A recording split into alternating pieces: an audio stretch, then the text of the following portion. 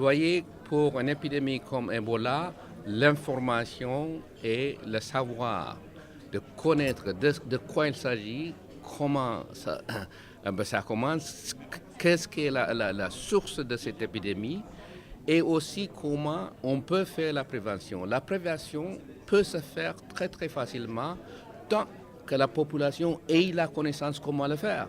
Donc la communication est est indispensable pour cela. Et aussi l'information qui vient d'en haut, qui vient des autorités de la ministère de la Santé, des autorités régionales, des autorités internationales et aussi des organisations non gouvernementales pour dire que c'est vraiment une épidémie contrôlable pourvu que on peut faire ces communications à temps et tout de suite. Ce projet entre dans le cadre de l'effort global qui a été lancé par beaucoup d'organisations, en particulier Oxfam, pour répondre au défi qui est posé par le virus Ebola à notre sous-région. Comme vous le savez, c'est la première fois que la sous-région ouest-africaine est touchée par le virus Ebola, par une souche spécifique du virus Ebola que nous connaissions sous d'autres cieux. Et à l'évidence, cela a pris de court tous les systèmes qu'on avait en place. Les systèmes de santé, le système éducatif, nos mécanismes d'intégration, notre système de gouvernance, tout a été ébranlé par le virus Ebola. L'une des illustrations, c'est la liberté de mouvement dans notre sous-région. Ces dernières années, il ne posait de problème à personne de prendre sa pièce d'identité et de voyager par avion, par la route, dans nos différents pays. Mais dès que Ebola est entré dans la sous-région, cette liberté a été remise en question, plus ou moins officiellement. Donc cela renseigne sur le fait que des acquis aussi importants que cela ne sont pas suffisamment ancrés pour résister justement à des crises de ce type. L'un des objectifs du projet justement, c'est d'analyser cette dimension, mais avec les populations, parce qu'il s'agit aussi de citoyenneté participative. Jusqu'à présent, ce sont nos autorités qui ont pris des mesures, qui ont pris des décisions, qui ont expliqué ces décisions. Mais qu'en pensent les populations? C'est là où les médias peuvent avoir un rôle important. C'est de faire participer les populations justement au débat. La présence du ministère de la Santé et de l'Action sociale à une manifestation de la société civile, du monde de la communication, constitue un prolongement du plaidoyer que nous avions porté à l'époque pour cette société civile et ces organes de presse. Le partenariat vient de commencer maintenant, mais le travail a commencé il y a quelques années, il y a 2 ans, on a commencé à travailler au Libéria, à Sierra Leone, même ici au Sénégal, pour la prévention, on a commencé à travailler il y a des mois. Maintenant, nous ne devrons pas vraiment croiser les bras parce qu'on a l'impression qu'on est en train déjà de gagner cette bataille contre l'Ebola. On dit que non, pas du tout. Alors, si on avait fait tant de prévention avant que ça a commencé, on n'aurait pas pu avoir tous ces problèmes, toutes ces paniques que nous avons eues maintenant. Donc on dit alors, c'est pas fini et ça ne sera pas fini dans les années qui viennent.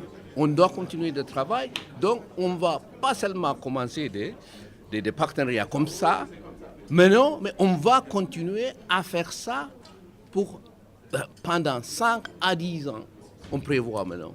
C'est comme ça qu'on arrivera à contrôler totalement cette épidémie et d'autres épidémies qui peuvent venir dans la région. Nous sommes une radio. Donc nous, notre métier, c'est la radio, c'est l'information. Nous ne disons pas que nous allons faire le travail des politiques ou des spécialistes. Non. Nous, ce qu'on va faire, c'est accompagner Oxfam dans cette mobilisation des acteurs au niveau local et produire de l'information sur cette mobilisation. C'est des débats, c'est des listening groups dans lesquels les populations peuvent s'asseoir et parler elles-mêmes de leurs besoins. Jusqu'à présent, ce qui a manqué, c'est qu'on a eu des experts qui sont venus dire que pour parler aux populations, il fallait leur parler de telle ou de telle manière, mais ces experts avaient tout faux. Et il faut aller faire des émissions avec ces populations, poser les débats à ce niveau-là. Et surtout, porter ce débat au niveau des décideurs. Ça aussi, c'est un maillon manquant qui est très important. C'est-à-dire, bien évidemment, si vous prenez la CEDEAO qui est basée à Abuja, la CEDEAO n'a certainement aucune idée de ce qui se passe dans le village de Womé encore. Les gens connaissent parce qu'il y a eu des incidents graves là-bas. Mais imaginez un village perdu dans la forêt, soit en Guinée ou au Libéria ou en Sierra Leone. Ce que pensent les gens là-bas. Si aucun expert n'est passé par là-bas, si aucun média n'amplifie les voix de ces localités-là, les autorités n'auront aucune idée de ce que pensent ces gens. Alors nous, ce qu'on se propose de faire avec le réseau des radios partenaires que nous avons, c'est-à-dire les radios communautaires qui sont à la base, c'est d'organiser ces débats-là, professionnaliser ces débats. Nous apportons cela, c'est-à-dire le projet, la professionnalisation, les formations et le renforcement de capacités pour répondre précisément à votre question. Donner des équipements, donner des formations et contribuer à produire de l'information. Maintenant, puisque ce sont des radios locales, leur portée est limitée. Nous allons les aider à travers le réseau des autres radios. Si toutes les radios locales se mettent ensemble et diffusent la même information, pas forcément à la même heure, mais diffusent la même information, on a plus de chances que ce message-là parvienne aux décideurs d'une manière ou d'une autre.